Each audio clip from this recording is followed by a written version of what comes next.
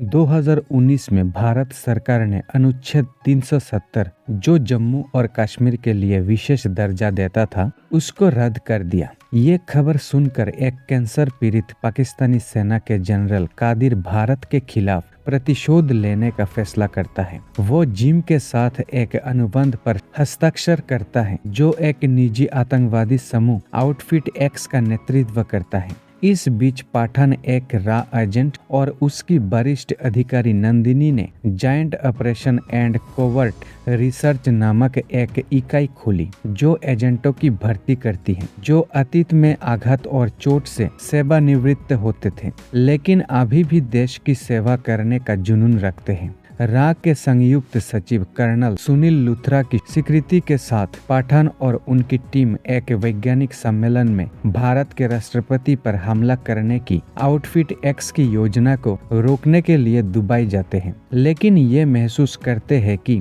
उनकी योजना वास्तव में दो वैज्ञानिकों डॉक्टर साहनी और डॉक्टर फारूकी का अपहरण करने की है। जिम वैज्ञानिकों के काफिले पर हमला करता है और पठान उसे रोकने की कोशिश करता है। जिम डॉक्टर साहनी के साथ भागने में सफल हो जाता है, जबकि डॉक्टर फारूकी बच जाते हैं। मुख्यालय में लूथरा ने खुलासा किया कि जिम एक पूर्व रॉ एजेंट था, जिसे सालों पहले मृत घोषित कर दिया गया था, लेकिन वास्तव में उसने अपनी मौत का नाटक किया था। वो अपने देश के खिलाफ प्रतिशोध लेना चाहता था, क्योंकि उसे लगता था कि उसकी पत्नी और अजन्मे बच्चे की सोमालियाई आतंकवादियों के हाथों मौत का जिम्मेदार उसका देश ही है। पठान को रक्त बीज नामक कोड वर्ड के बारे में पता चलता है, और ये भी दुबई में मृत व्यक्ति पूर्व गुप्त एजेंट व सैनिक थे, और उनका ऐसा स्पेन में एक पाकिस्तानी डॉक्टर रूबीना मोहसिन को हस्तांतरित किया गया था। वो स्पेन जाता है और जिम के आदमियों द्वारा पकड़ लिया जाता है, जहां उसे ये भी पता चलता है कि रूबीना एक पूर्व आईसीआई एजेंट है। जब जिम अपना ठिकाना छोड़ता है, रूबीना जिम के आदमियों पर हमला करती है और पठान के साथ भाग जाती है। बाद में रूबीना ने खुलासा किया कि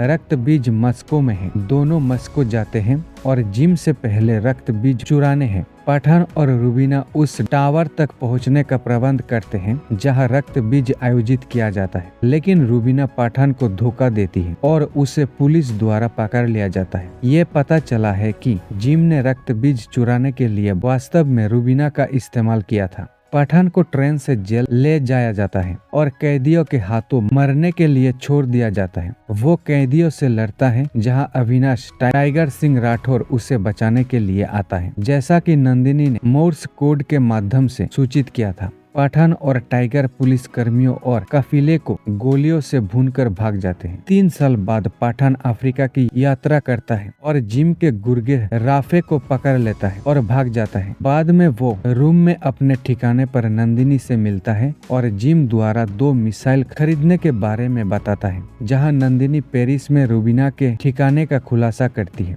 पठान रूबीना से मिलता है, जो बताती है कि रक्त बीज एक वायरस है जो कुछ घंटों के भीतर एक व्यक्ति को मार देगा, और जिम डॉक्टर साहनी की अनिच्छुक मदद से वायरस फैलाने की योजना बना रहा है। वो ये भी बताती है कि पठान को धोखा देने के बारे में उसे ये पता नहीं था कि उसका देश इस तरह के जघन्य हमलों की योजना बना रहा है। रूबीना जिम की लैब के स्थान का खुलासा करती है, जहां पठान और उनकी टीम लैब पर हमला करती है और वायरस लेकर भाग जाता है। पठान और उनकी टीम वायरस के लिए एक टीका तैयार करने के लिए भारतीय संक्रामक रोग संस्थान IICD जाते हैं, जहां जिम उन्हें बुलाते हैं और बताते हैं कि पहले ही लैब में वायरस फैला चुका है। संक्रमित वैज्ञानिक नंदिनी के साथ लैब में मर जाते हैं, जिससे पठान जिम को पकड़ने के लिए दृढ़ संकल्पित हो जाता है। वायरस के प्रसार को रोकने के लिए प्रयोगशाला विस्फोट में नष्ट हो जाती है। जिम 24 घंटे के भीतर भारतीय सैनिकों को कश्मीर से बाहर निकालने का अल्टीमेटम देता है। पठान मिसाइल के स्थान के बारे में राफे से पूछताछ करता है और उसे पता चलता है कि मिसाइल अफगानिस्तान में स्थित है। जिम के सैनिकों को एक जाल में फंसाकर पठान, रूबीना और उनकी टीम जिम के अड्डे पर हमला करती है, जहां वायरस को सक्रिय करने से पहले रूबीना द्वारा कादिर को मार दिया जाता है। पठान जेटपैक के साथ जिम का पीछा करता है और वे एक केबिन में दुर्घटनाग्रस्त हो जाते हैं। इस बीच रूबीना को पता चलता है कि रक्त बीज मिसाइल में नहीं है, बल्कि दिल्ली की ओर